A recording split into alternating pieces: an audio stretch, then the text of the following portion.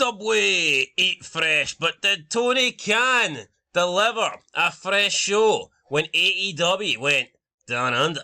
Welcome back, guys, to Fog Wrestling here with the match spoilers, match results for the AEW Grand Slam 2025 event in Brisbane, Australia. That was a poor accent there, but whatever. There's a problem, mate. There is a problem here. It is time for the AEW results. Now, we thought this show would be televised live. We thought it would air live. However, that doesn't appear to be the case. So this is pretty much just a taped show that will happen tonight on the normal time slot of Collision, which I think is mental. I just assumed that this show would be live in Australia, and then if you didn't watch it live, you would just watch it in its normal slot in America. But this show wasn't even available to watch live at the time, which is crazy. No, it's crazy because they made such a big deal of it, and then it just got downgraded to this. I mean, it's just a glorified Collision, and why not make it live? Like, I get it, yeah, it's not the best, it's not the best time, right? Because it happened literally this morning, even in UK time. But the reality is, everyone now knows the spoilers and now knows it's taped. Yeah, but the reality is, they flew over to Australia for a Collision. That's mental. Oh, no, they flew to the other side of the world for one show. That's something you wouldn't do that. You do that if you're going on like a European tour or a Australian, Oceania tour or whatnot. Fucking rest of the world tour. AEW have literally just flew over to Australia to tape an edition of Collision and fly back over. An edition of Collision. That is mental. That doesn't make any sense. Anyway, we're going to find out, was this show a slam dunk or was it a grand failure? We'll see. I'm going to predict somewhere in the middle, right? Well, actually, nowhere near the middle, but it won't be a complete failure. No? Is my predict. No. Well, apart from the fact that it was a pay-per-view event that's now a Collision, that is a failure, but there was some alright stuff scheduled. Alright, well, let's get past the Subway advertising. By the way, we are not sponsored by anybody. If Tony Khan wants to sponsor us, we'll give you nothing but positive reviews. How about that, Tony? Tony. Put your money where your mouth is. Anyway, announcements, opening segments. Shout out to No DQ, by the way, for the spoilers. Arcady served as the ring announcer for the event. I don't know who Arcady is. Who is Arcady? Maybe he's some Australian guy, because they seem to be hyping him up. Something chronic. What happened to Justin Roberts? Maybe he's not Australian, mate. Anyway, AEW's Tony Khan was introduced. By the way, no Excalibur. That's good. Maybe he's not. Now, I get it. I get he doesn't do Collision. But still. Or does he do Collision? No, it's not him. He only does Dynamite. It's Giovanni and McGuinness by the looks of it, and by the sounds of it normally. Yeah, anyway, yeah, so no Excalibur. Tony Khan is introduced by Arcady, comes out to a mixed reaction. Cheers from some, boos from many. Khan expressed this was a dream come true and predicted it would be one of the greatest nights in AEW history. He also promised a return to Brisbane, which shifted some of the crowd's reaction to cheers. So, it looks like they could be coming back here. How much do you bet, right, he just switched that mid-promo to try and get the fans to cheer him? Welcome back! Cheer me! Because he's got the money to facilitate it. Now here, it might be Rampage or Shockwave they do next, but they can still do it. Can we get Tony Khan? There he is. Tony! Australia!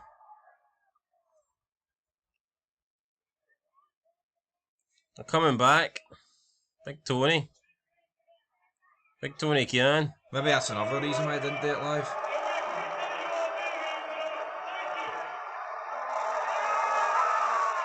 Welcome back, I promise. Cheer me. No, but imagine if it was live and he got booed at the building. What, you think he's going to pipe in some cheers? Fucking course he will. Will Ospreay, first match with Kenny Omega taking on Takeshita and Kyle Fletcher, Don Callis and Mark Davis, accompanied Takeshita and Fletcher.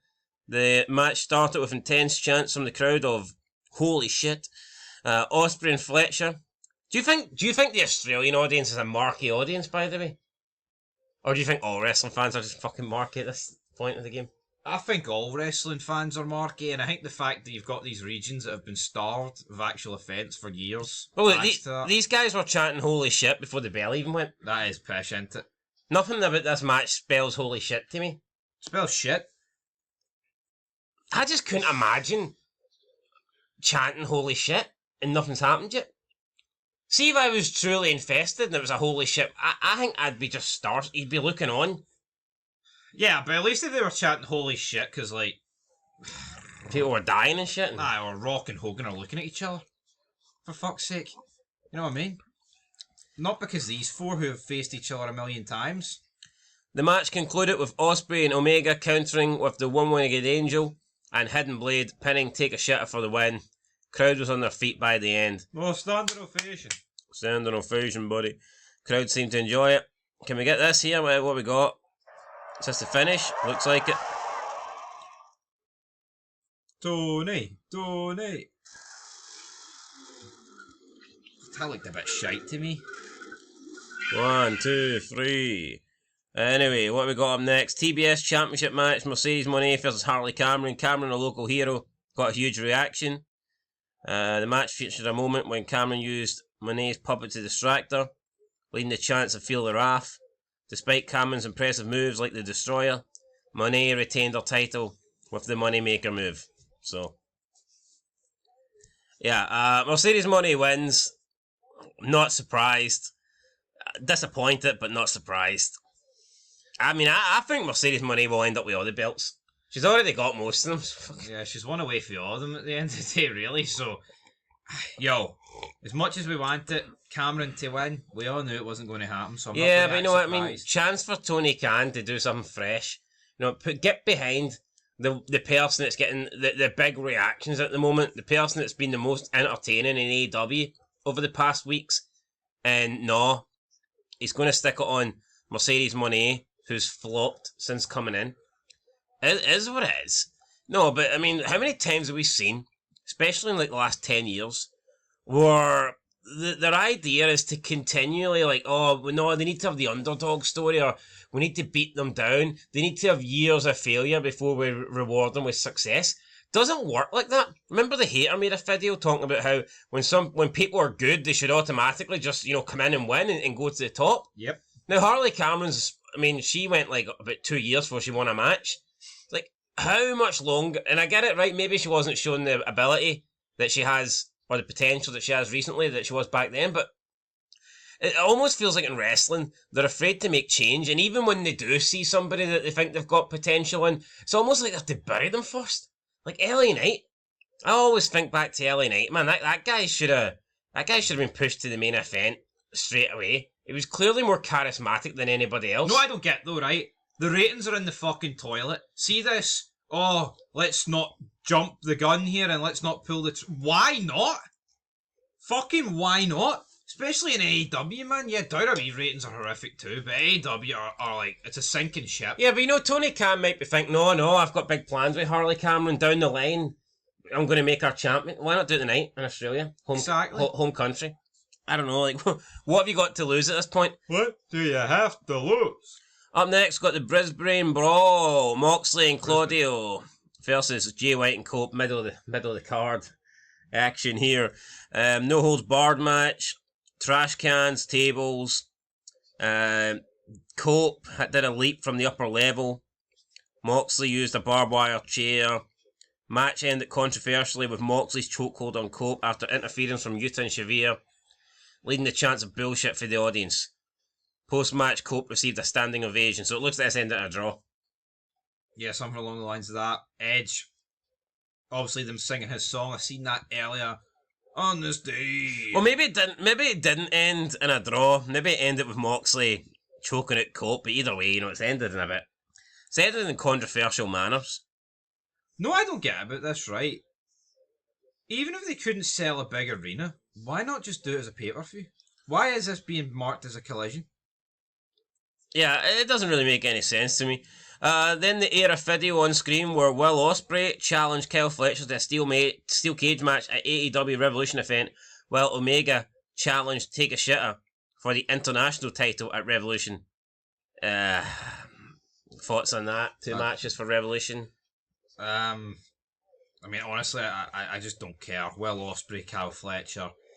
I've seen it a million times, and Kenny Omega against a Japanese guy, I think we've all seen it a million fucking times. So, what's there to add? Yeah, whatever. Continental Classic Championship match. Okada versus Buddy Matthews. Match started with Okada giving Matthews the finger. Matthews had resilience, led to unexpected kickouts. Okada retains the title with a low blow, followed by the Rainmaker. Crowd called him a wanker, and then Matthews displayed the Australian flag. Again, right? Why doesn't Okada lose here? He's a fucking jobber. $5 million a year. Let Buddy Matthews win in his hometown. Hold on, I don't think Buddy Matthews. I know I just made the point for Carly, but that's because she's been entertaining. This guy's not been entertaining. Okada's shite. He is flopped. You want to talk about a flop? He's worse than Mercedes Money. Either way, I just don't think Buddy Matthews deserves to win a title. No, I agree, right? But home country or not. if we compare Okada to the men's division and Mercedes Money to the women's, who's done a worse? It's Okada every day of the week. I'd have stripped him of this belt, man. Shut up, bitch. Bitch, give me the belt. Anyway, yep. We don't really need to see this. And we move on. AEW Women's Championship match, Mariah May, Toni Storm. The atmosphere was electric for the main event, where May defended her title. May's entrance was met with a resounding wave of boos from the crowd. In contrast, Toni Storm had a grandiose entrance complete with Luther the Butler, dressed as a theatre usher, setting the stage for timeless Toni Storm. Once the bell rang, both competitors went at each other with intensity.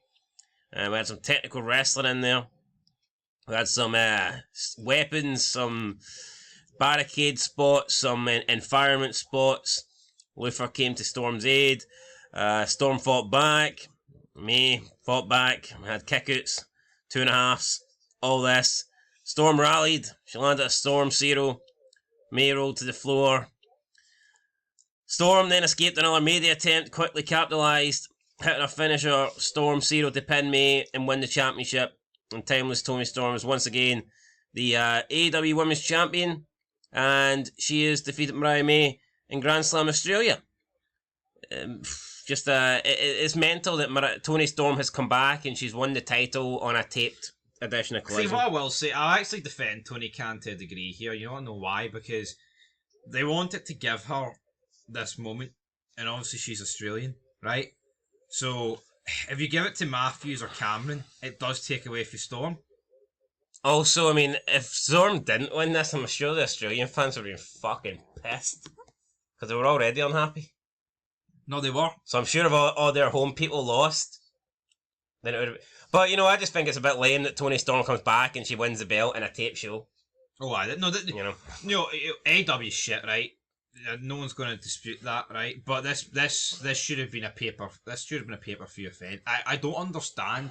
You clearly seen that this crowd was into it. I know they booed Toni at the start. Ken, that is. The reality is, it's like, why did it need to get changed from a pay-per-view to a Collision? Yeah, I know. Like, see WrestleMania, right? During COVID, yeah, they had no fans, but they didn't fucking say it was just a normal edition at all. It was still WrestleMania. Yeah. Why is this any different? That's a good question. Yeah, they had to change and go to a smaller venue, but you're right. I don't see why they felt the need to change it from an event, a pay-per-view, to an episode. And here, even if it is an episode of to not have it be live, I don't think the card would have been much different if he labelled it as a pay-per-view, because I think this is a pay-per-view worthy card. Like I don't think honestly, is the buy rate going to be much different if it's in a big arena compared to this arena? I don't think it is. I don't think Tony Khan really gives a fuck about buy rates either. No, I mean, the buy rate would be pretty shit from the get-go, for the pure fact it's in Australia and the time zones are completely different for the Americans that would be buying it. So domestically, the buy rates would be crap anyway. Yeah, like when we woke up this morning, like before 12 in the afternoon, this show was on. Yeah, I believe this show would probably be starting in America around 4 or 5 a.m. And that is like worst time imaginable. Yeah, no one's getting up, I don't think, no one's getting up Saturday morning to watch AEW. Nope. In my opinion, anyway. Anyway, guys, that is it. Tony Khan, AEW Collision. It'll be interesting to see where they go from here. Revolution is the next big event. Tony Storm's the new champion. We'll see. We'll see what happens. Let me know your thoughts down below. AEW confirmed it will be returning to Australia in 2026. Wonder what their views will be like and the ratings will be like in 2026. We'll be there. The demand might not be there though. AEW is getting to the point where I don't know if they can promise there'll be places in 2026. No, I know. Because the demand for this product is kind of going down the toilet. Anyway, that's it, guys. Until next time. Peace.